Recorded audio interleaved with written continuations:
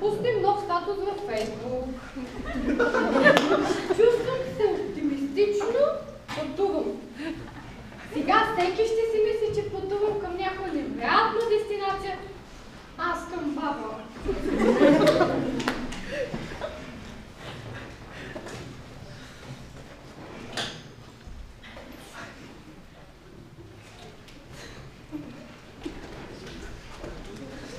Наистина ли са минали само 10 минути? Защо ли не се върна? И новите бели кецове на Супра ме стягат. И зацелите в кал. Не мога да разбира каква е тази тинейджерска мода да се носят бутуши при Савкос, както другите момичета носят. И тая чанта, как очакват да я носа, като е толкова тежка? И как, когато се нуждаеш от помощ, всички изчезват?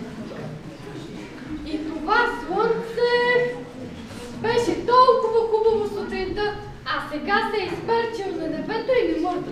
Изгорях. Къде ли ме е слънцезащитният крем? Баба ми беше казала да не се излагам на слънце. На слънце и на сянка да не се излагам. Защото не било красиво човек да се излага където и да е било.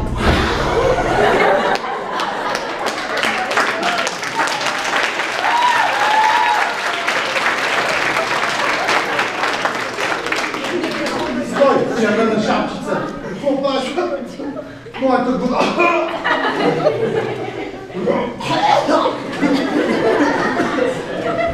Сега ще те изява. Първо, гората не е твоя, а отдавна е приватизирана и дървесината се продава в чужбина за 150 евро кубика. Второ, тръгнала съм баба, а това си изяждането остава само в приказките. В училище не учиха, че вълците са страхливи и не ядат хора. А така като те гледам, щях повече да си оплаша, ако беше изскочил Джорджано.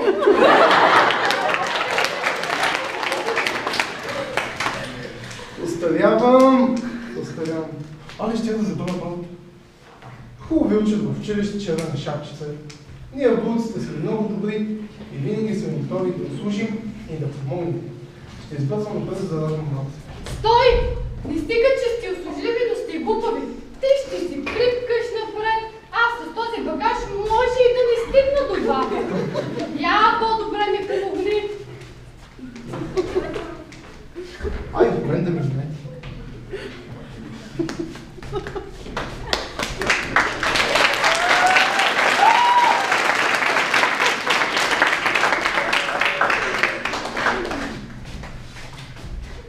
Охо, смъртът! Забавя се пакет! Забавят! Не вярвам да е болна. Видях овеца там за тоня плед. Излизаше от къщата. Доволен. Кошерите се носиш, пита, знам. Тя майка ти си знае, що да прави. Кой е той? Вулканчица? Салам? Така съм си. Месецето не забавя. О, и винце носиш. Я се опомни. Дай двама тук с тебе да замезим. Става да чака. Поседни. Що няма път с теб да излезе? Умръзна ми се бабите да ям. Харесват ми и колбасите на леки.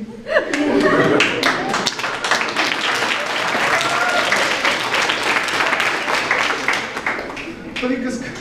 Повярвай ми. Умръзнала е на всеки.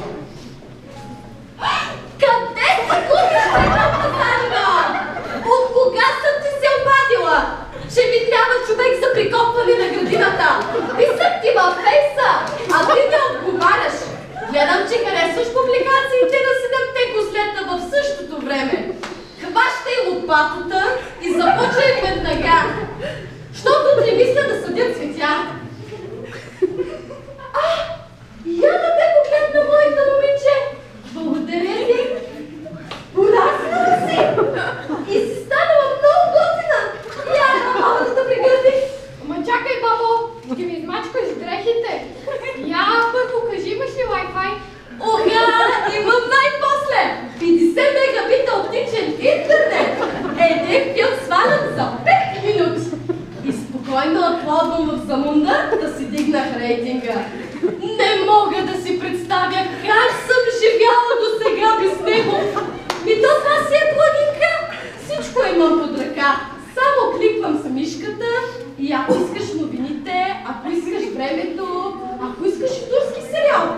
И да пазаруваш може даже. И я ела да ти покажа какви цветя си поръчах за градината онзи ден. И между нас да си остане. От една седмица си пиша с един дядо на Вайбъра. Малата младинка! Откъде е станал на 70?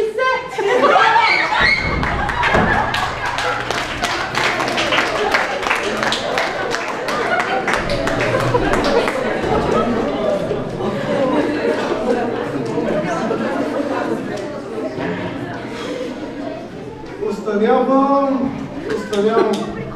Чак сега спомням какво ми казваше мама, че в приказките винаги има хубав край, но не и за мъците.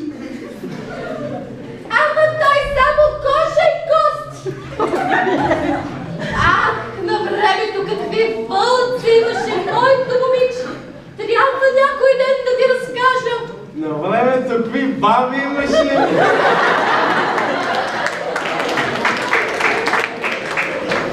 И какви внучки!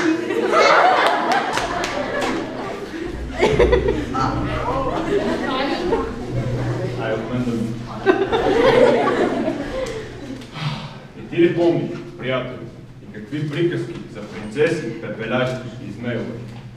По-малки братя и верни приятели, защото четяхме книги.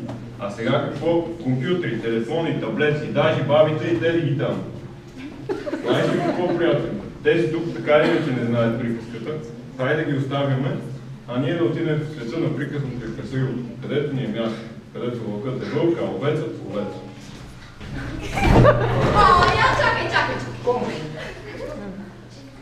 Я елате да си направим едно селфи!